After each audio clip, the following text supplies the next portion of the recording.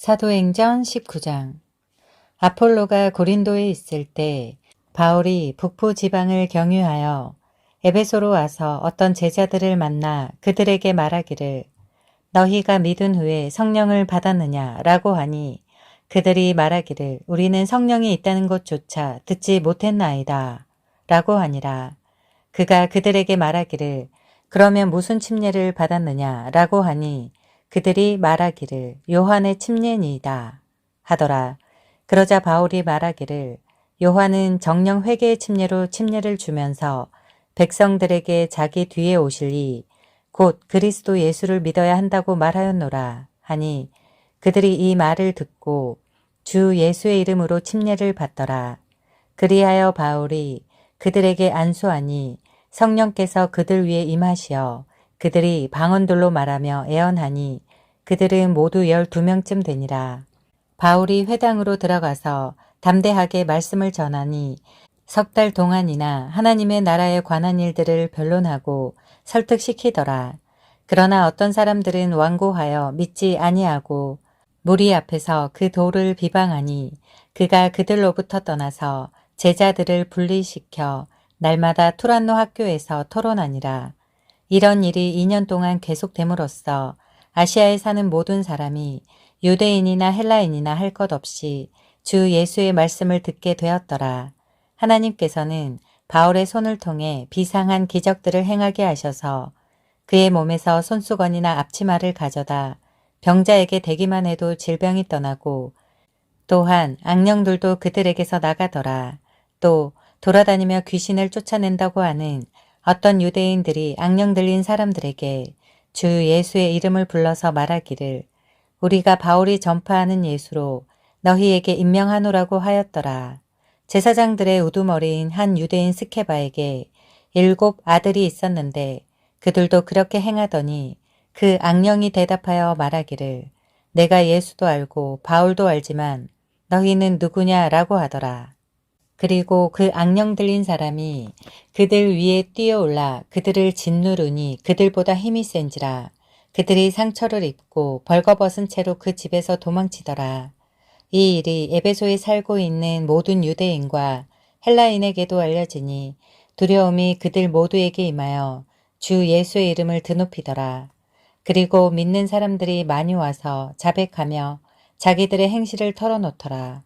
또 마술을 행한 많은 사람도 그들의 책을 함께 가져와 모든 사람 앞에서 불태우니 그것들을 값으로 계산하면 은 5만 개어치나 되더라. 하나님의 말씀이 힘있게 융성하며 세력을 얻으니라. 이 일들이 이루어진 뒤에 바울이 영 안에서 마케도니아와 아카야를 경유하여 예루살렘으로 가려는 계획을 세우고 말하기를 내가 그곳에 들른 뒤 로마도 보아야 하리라고 하더라. 그리하여 자기와 동역한 사람들 중에서 2 사람 곧 디모데와 에라스토를 마케도니아로 보내고 자신은 아시아에서 한동안 머물더라.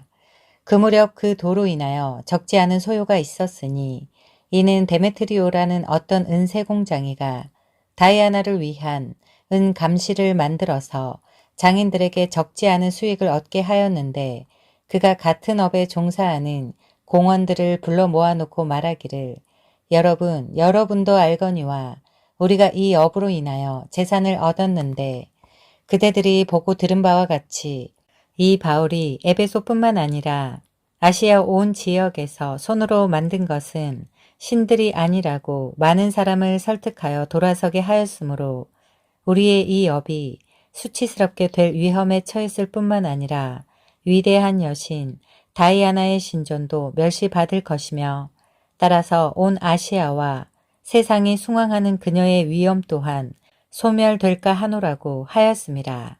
그들이 그 말을 듣고 분노로 가득 차서 소리 질러 말하기를 에베소인의 다이아나는 위대하도다 라고 하더라.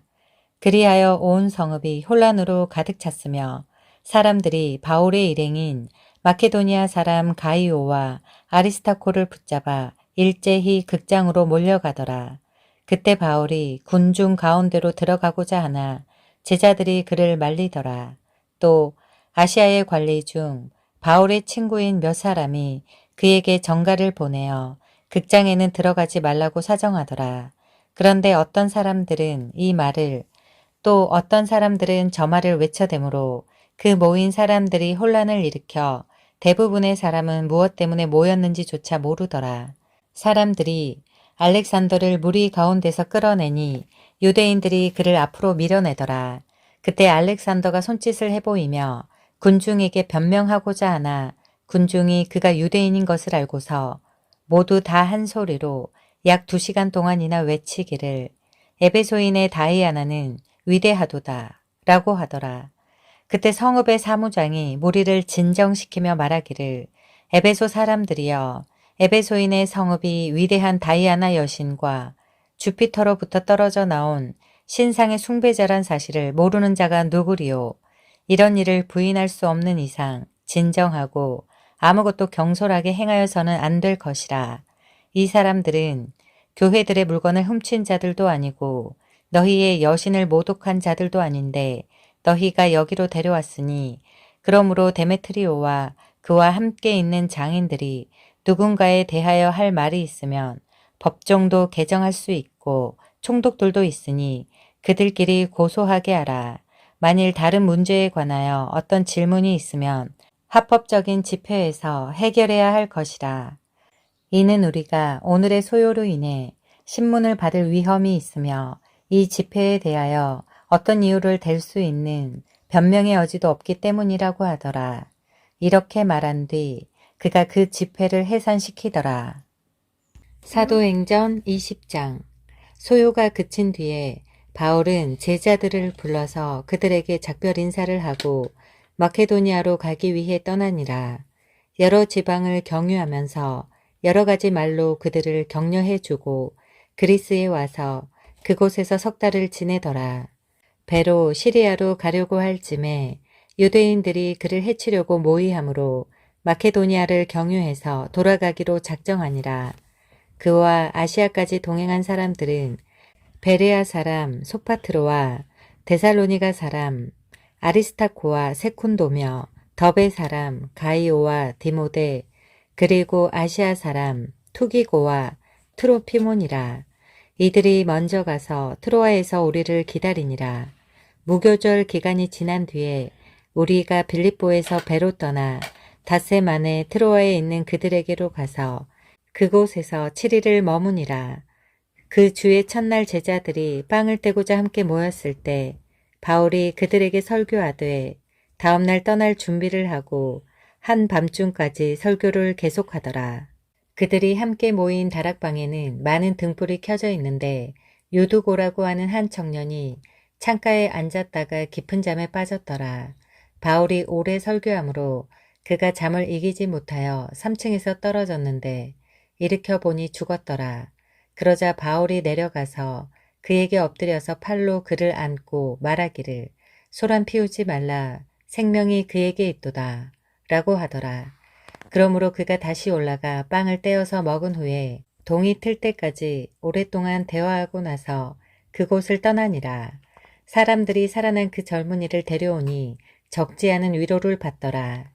그때 우리가 먼저 배를 타고 아소로 항해하여 그곳에서 바울을 태우려고 했으니 이는 자신은 도보로 갈 생각으로 그렇게 정하였기 때문이라.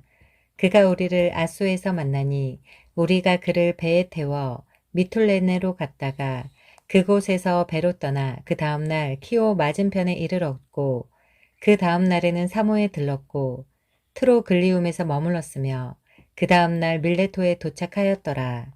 바울은 아시아에서 시간을 아끼려고 배로 에베소를 지나치고자 작정하였으니 이는 가능하면 오순절 날에 예루살렘에 도착하려고 서둘렀기 때문이라. 그리하여 그가 밀레토에서 에베소로 보내어 교회의 장로들을 정하니 그들이 그에게 오므로 그들에게 말하기를 너희는 내가 아시아에 온 첫날부터 내가 언제나 어떻게 너희와 함께 지내왔는지를 아느니라. 나에게 가해진 유대인들의 계략으로 인하여 온갖 마음의 겸손과 많은 눈물과 시련으로 주를 섬겼노라. 너희에게 유익한 것은 무엇이나 숨겨두지 않고 보여주었으며 또 집집마다 다니며 너희에게 드러나게 가르쳤으니 유대인과 또한 헬라인에게도 하나님께 대한 회개와 우리 주 예수 그리스도에 대한 믿음을 증거하였노라. 이제 보라, 내가 영 안에 매인 바 되어 예루살렘으로 가노니 거기에서 내게 무슨 일이 일어날는지 알 수 없지만 다만 성령께서 각 성읍에서 증거하여 말씀하시기를 결박과 고난이 나를 기다리고 있다고 하시니라. 그러나 나의 달려갈 길을 기쁨으로 끝마치고 내가 주 예수로부터 받은 사역, 곧 하나님의 은혜의 복음을 증거하기 위해서라면 이런 일을 전혀 개의치 아니할 뿐 아니라 나의 생명을 조금도 아끼지 아니하노라.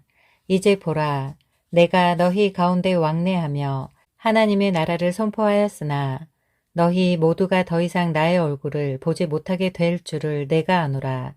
그러므로 내가 오늘 너희에게 증거하노니 모든 사람의 피로부터 내가 깨끗하니 이는 내가 하나님의 모든 계획을 조금도 주저함이 없이 너희에게 전해 주었습니다. 그러므로 너희 자신을 조심하고 모든 양떼에게도 그리하라. 이들을 위하여 성령께서는 너희를 감독자들로 세우셨으며 하나님께서 자신의 피로 사신 하나님의 교회를 돌보게 하셨느니라. 또 내가 이것을 아노니 내가 떠난 후에 흉악한 이리들이 너희 가운데로 들어와서 양떼를 아끼지 아니할 것이며 또한 너희 가운데서도 사람들이 일어나서 왜곡된 것을 말하여 제자들을 끌어내어 자기들을 쫓게 할 것이라. 그러므로 깨어 있어 내가 3년 동안 밤낮으로 각 사람에게 쉬지 않고 눈물로 훈계하던 일을 기억하라. 이제 형제들아, 내가 너희를 하나님과 그분의 은혜의 말씀에 의탁하노니 그 말씀이 능히 너희를 굳게 세워줄 것이며 또 거룩하게 된 모든 사람 가운데서 너희에게 유업을 줄 것이라. 내가 어느 누구의 은이나 금이나 의복을 탐낸 적이 없으며 정녕 나와 또 나의 일행에게 필요한 것들을 이 두 손으로 충당한 것을 너희 자신이 아는 바라.